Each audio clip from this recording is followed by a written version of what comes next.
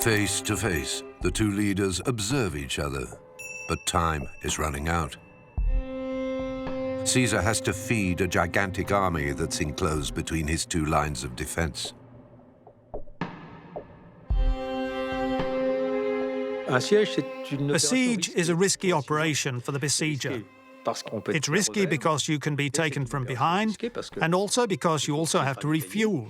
And Caesar has an extremely large army this time, at least 40,000 men, maybe a bit more. That's less than the Gauls, of course, but it's still a very concentrated army, and it needs looking after. So it's not something that can last very long. For his part, Vercingetorix is waiting for a relief army that doesn't show up, and his resources are running out. It's not just his 80,000 warriors. The civilian population has to be fed too. Vercingetorix's plan calls for an extra 240,000 men, and that takes time. He gave himself a month to hold on, 1 month of supplies. Well, that month is gone, and the reinforcements still haven't arrived. In Alesia, despair reigns. What are they going to do? They might never come. So what does he do? He calls a council, and everyone gives their opinion. Some say, we must surrender, we've lost. Others say, we fight to the end, and we have to attack them right now. So they talk it over some more and say, well, we're not going to do that, so we have to find another solution. Vercingetorix has to make a terrible decision: to expel the civilians and thus sacrifice the population of Alesia. It's the only way to survive the siege for as long as possible. They kick out of the city all the useless mouths to feed. The women, the children, the old people, all the non-combatants. They're pushed out, aren't they, towards the Roman lines. And he thought that the Romans would take them in, but they don't. They leave them there. They have to sit between the two armies, starving to death, pleading for their lives. Caesar refuses to let them pass and to show them clemency. Those useless mouths that don't perish under the Roman arrows are left to starve in no man's land. It's one of the grimmest episodes in what is a very savage war in the first place, and it's very hard from a modern perspective to have much sympathy for either Caesar or Vercingetorix in this respect. For Vercingetorix, the sacrifice of useless mouths is part of the high stakes at play. The Gallic leader and his men anxiously scan the horizon for the reinforcements. Safe there in his camp, Caesar knows that he can count on his army. He has all the experience of a real warlord. He is in personal control of the area south of the Oppidum. Opposite him, another camp dominates the entire northern flank of Alesia, under the command of the Roman general Titus Labienus. Here we're walking through the middle of Camp C, which we believe was the Labienus camp. Labienus was Caesar's main lieutenant, his military chief in a way. Julius Caesar didn't trust many men, but he trusted Labienus. Basically, Julius Caesar, he can't command the whole, so he delegates half of his army to Labienus. To counter a possible arrival of Gallic reinforcements from the north, Labienus builds a first rampart at the entrance to Camp C. Behind it, at the level of the door, he installs an ingenious defensive system: the clavicular, the key. A device that extends the rampart of the camp by 90 degrees. It partially bars the opening of the door while leaving a passage. The clavicular forces an assailant to advance at an angle and present his side that's not protected by his shield. Each side of Camp C measures 600 meters and serves as protection for 18,600 men, the equivalent of 2 legions along with their horsemen. From here, Labienus has an exceptional view of the Oppidum.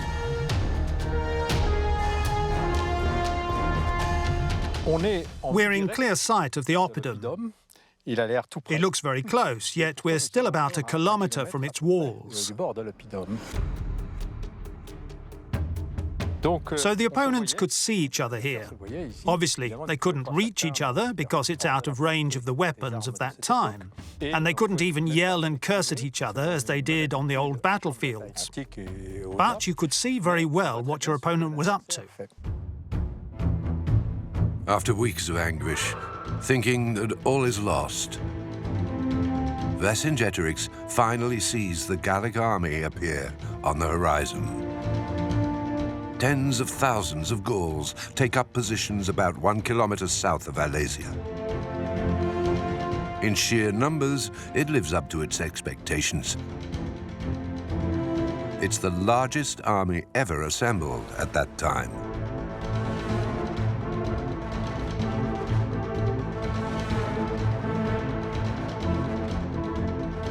The army arrives anyway, and for a week, in and around Alesia, there's the highest concentration of men ever seen, until the Battle of Leipzig in 1813.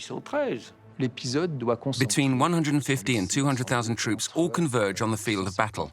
A lot of men, but it's not surprising at all that there should be so many. We won't see concentration of troops like this again until the great Napoleonic battles. You have to realize that these figures represent roughly 10% of the entire population of Gaul at that time. It may seem absolutely incredible, but we have to believe the figures since it's Caesar himself who quotes them. You know, when you get the police figures, then you get the demonstrators' figures. It's the same kind of thing. You never get the exact number of soldiers, because even more recently, like in Napoleonic times, we don't know for sure. That's how it is. Even if it was half or a quarter of the size that Julius Caesar claims, this still means that he is hugely outnumbered by the men on either side of him, and he's trapped in between two Gallic armies. The balance of power is clearly in Vercingetorix's favour. 5 Gauls to every 1 Roman. Caesar is in a bad position. The besieger has found himself besieged. Julius Caesar has become besieged himself. So basically you've got Vercingetorix besieged, and now Julius Caesar, who was besieging Vercingetorix, besieged himself by the relieving army. The relieving army's cavalry are under battle orders, and they race frantically down the hill of Mussy. In between their horsemen, the Gauls have hidden both light infantrymen and archers. The plain of Laume throngs with yelling and menacing warriors. The Gauls are eager for a fight. In reply, Caesar sends in his cavalry.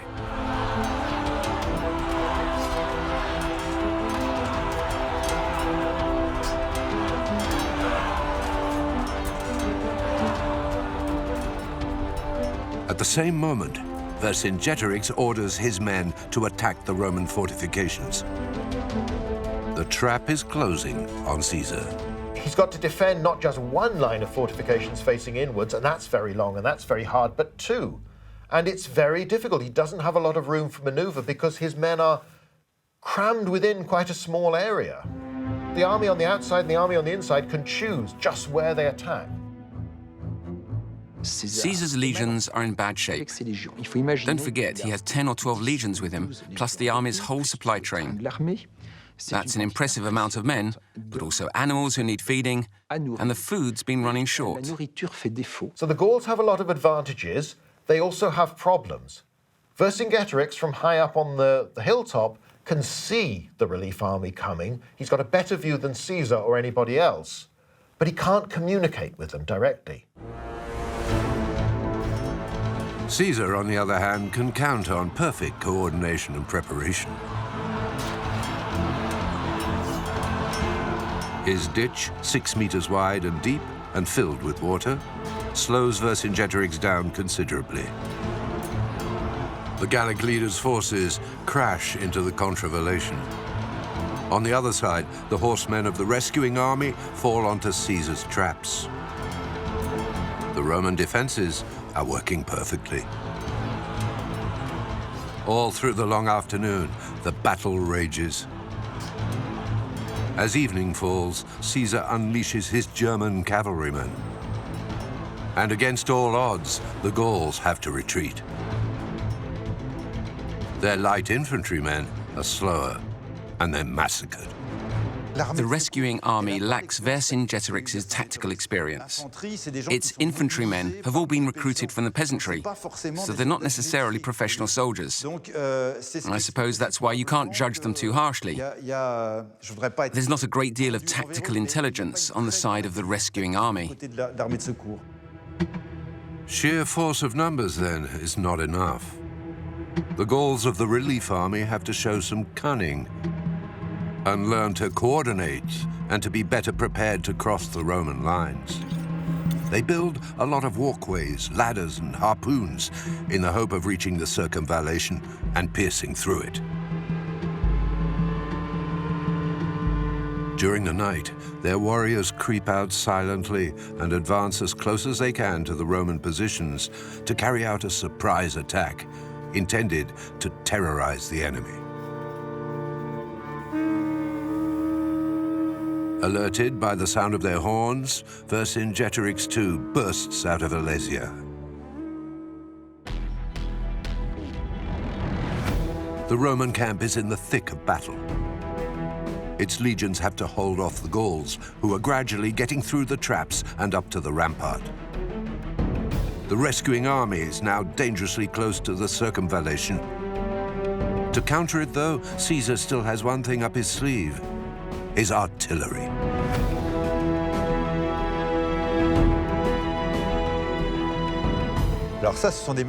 These are Roman war machines. They're called scorpions. It's a kind of huge crossbow. It has the arms of a bow, and the rope is fed around a capstan here. At the front, there are two big coils of cable that are twisted until they're tensed up. And when the trigger's pulled, the tension is all suddenly released.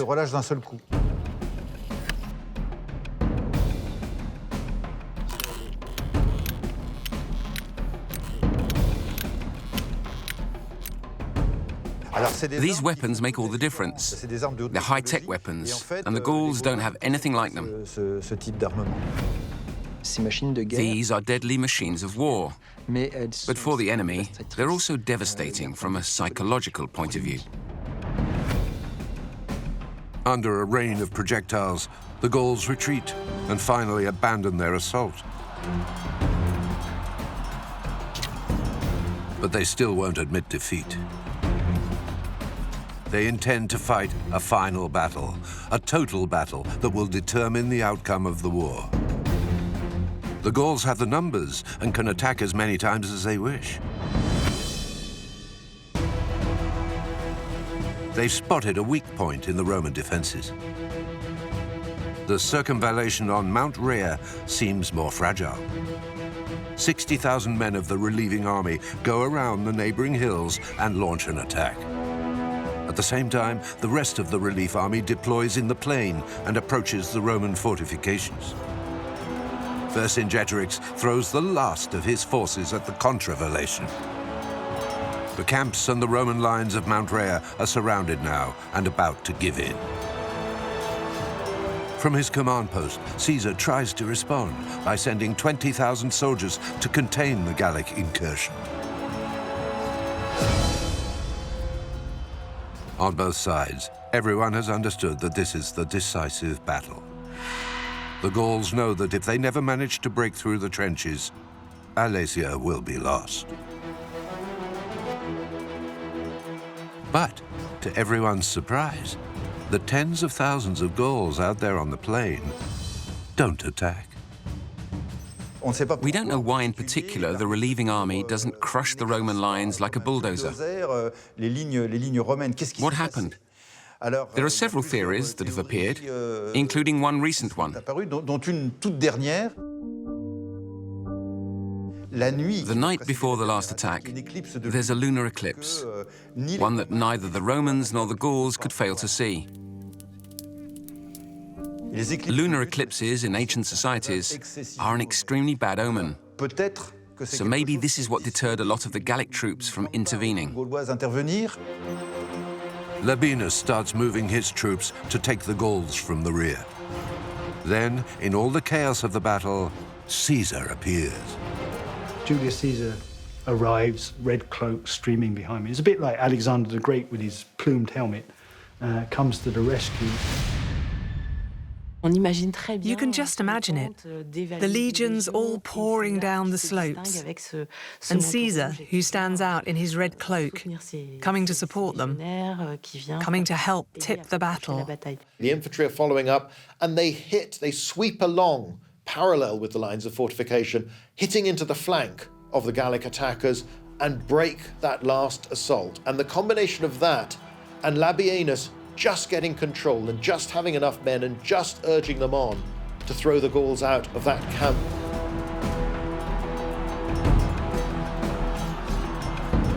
And that's the end, because not only have the Gauls lost their spirit, they've tried everything and it's failed. The Gauls fail to break through the solid Roman lines. They retreat. Caesar wants to bring an end to it all.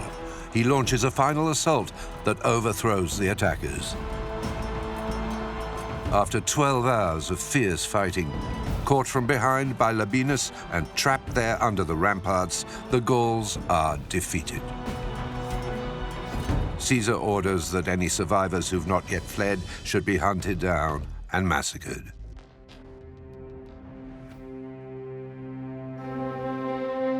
The Gauls take refuge in Alesia. Vercingetorix knows it's a disaster. He gathers the chiefs together and submits to their judgment. His life is spared, but he's forced to surrender. The Gallic warriors entrenched in the oppidum throw their weapons and shields over the palisades. In the wars of antiquity, that's a code to signify to the besieger that the stronghold is disarmed. Vercingetorix surrenders to Caesar. An 1899 painting depicting the scene has become famous. Vercingetorix, donning his finest armor, mounting his war horse, riding up to Caesar, who's sitting on a platform like a good Roman commander. Vercingetorix dismounts, he lays down his weapons, and then kneels or sits cross-legged before Caesar as a mark of surrender. However, these paintings have nothing to do with the historical reality. Those 19th century paintings that show the surrender of Vercingetorix are obviously painted to glorify Vercingetorix. It was at the height of the French Romantic period, in the midst of all that nationalist effervescence. So we had to forget a little bit about those episodes and what we really thought of them. It's the same sort of image you get from a John Ford Western or something like this, of the Apache leader or the leader of the Sioux coming in to surrender. It's very dignified. At the time, you'd often see the surrender depicted as Vercingetorix arriving on his horse before Caesar. I don't believe that for a moment. They were having to eat any horses they had left. No, he didn't go because they couldn't spare a horse for him. By surrendering to the Romans, the Gallic warriors were counting on the mercy of Julius Caesar. It was not to be. The 40,000 Gallic prisoners left the oppidum of Alesia as slaves, each of them assigned to a legionnaire. But don't imagine that each legionnaire left dragging his prisoner behind him at the end of a chain. It was all a matter of hard cash. The legionnaires would receive the equivalent price of a man in money, which was much easier than having someone as your prisoner. So, right after the siege, there would have been long columns of prisoners on the march. At the end of Alesia, there's a vast army, and all the survivors of this vast army were all enslaved including women and children, if any of them were still alive, would have been enslaved. The Gallic Wars ended in 51 BC, having caused between 400,000 and 1 million deaths. For 6 years, Vercingetorix would remain locked in a dungeon in Rome, pending Caesar's sentence. He must have known what his fate would have been. But that wasn't until 6 years later. 6 years he had to wait for his fate. He was locked away in one dungeon in Rome, and he spent 6 years there until he was garroted. After the Battle of Alesia, the Roman Empire gradually took on a whole new dimension. The Eternal City now had the most powerful army in the world, and no more enemies worthy of her.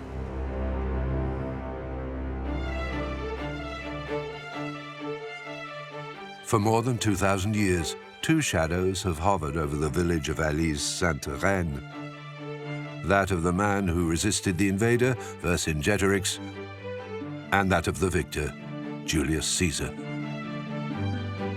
Alesia in 52 BC represents the final point, the final struggle of the Gauls against the Romans for their liberty, their independence, for their own way of life and culture.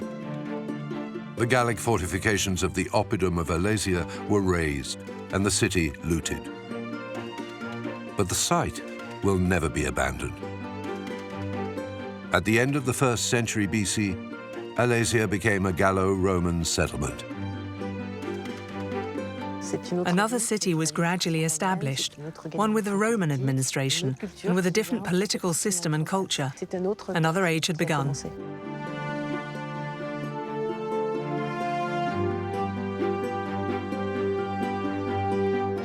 I don't know if we've ever forgotten this event, this place. Memories of Alesia persist throughout the Middle Ages, in the texts, but also in the hills around. The inhabitants of the area have never forgotten.